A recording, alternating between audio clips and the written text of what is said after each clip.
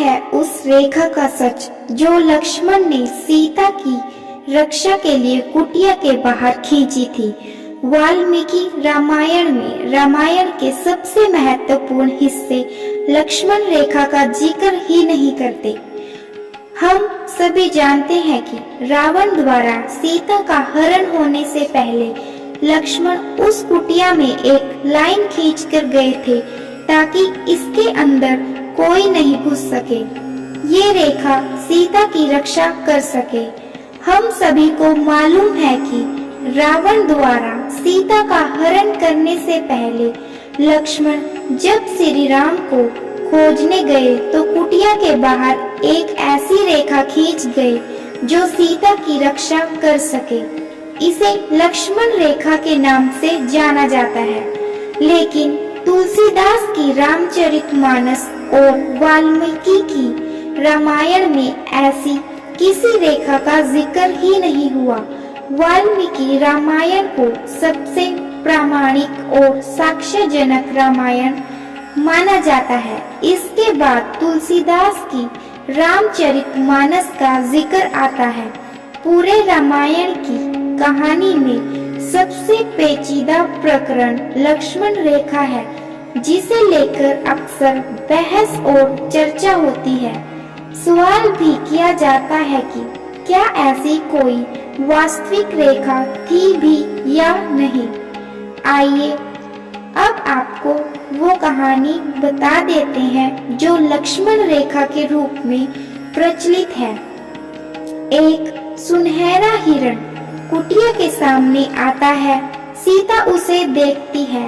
राम को उसको पकड़कर लाने के लिए कहती है।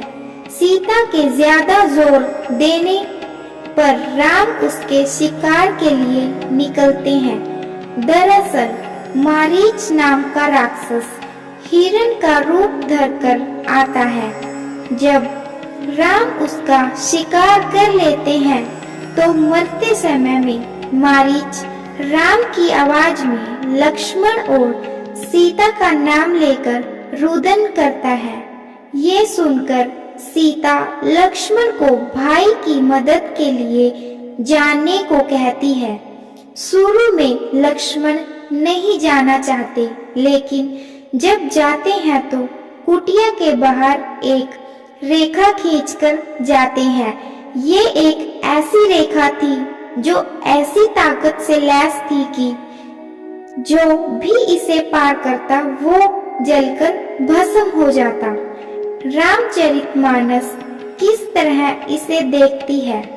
वाल्मीकि रामायण तो बिल्कुल ही इसके बारे में कुछ भी नहीं कहती।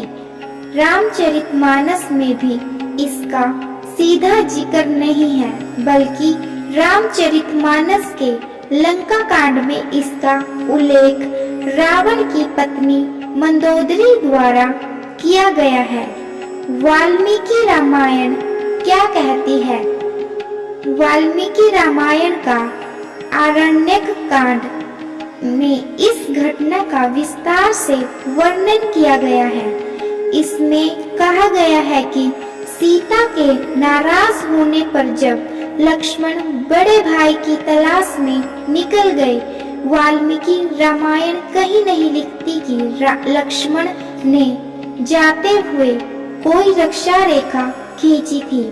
अब कुटिया में सीता को अकेले पाकर रावण सन्यासी का भेष बनाकर वहां पहुंच गया। वाल्मीकि रामायण में आगे लिखते हैं कि सीता ने सन्यासी के रूप में आए रावण को बैठने के लिए आसन दिया, फिर पैर धोने का जल दिया, फिर फल आदि दिए। जब सीता सन्यासी से परिचय पूछती है तो वह कहता है, हे सीते, जिसके डर से देवताओं, असुरों और मनुष्यों सहित तीनों लोग थर्राते हैं, मैं वही राक्षसों का राजा रावण हूँ।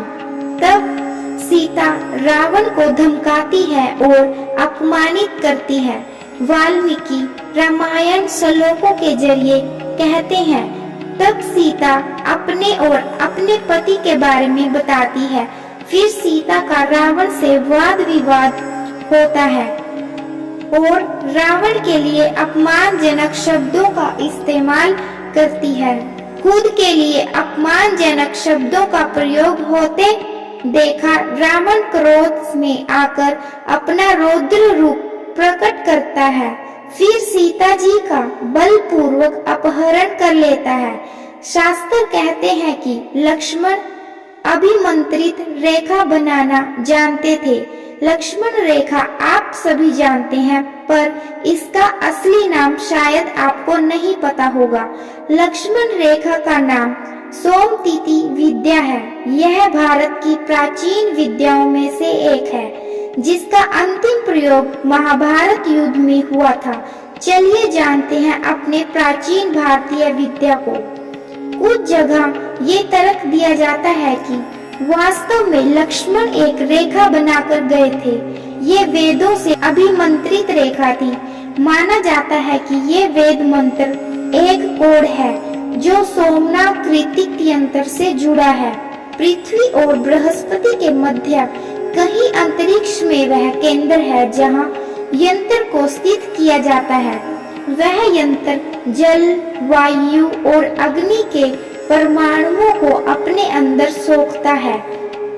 कोड को उल्टा कर देने पर एक खास प्रकार से अग्नि और विद्युत के परमाणुओं को वापस बाहर की तरफ धकेलता है।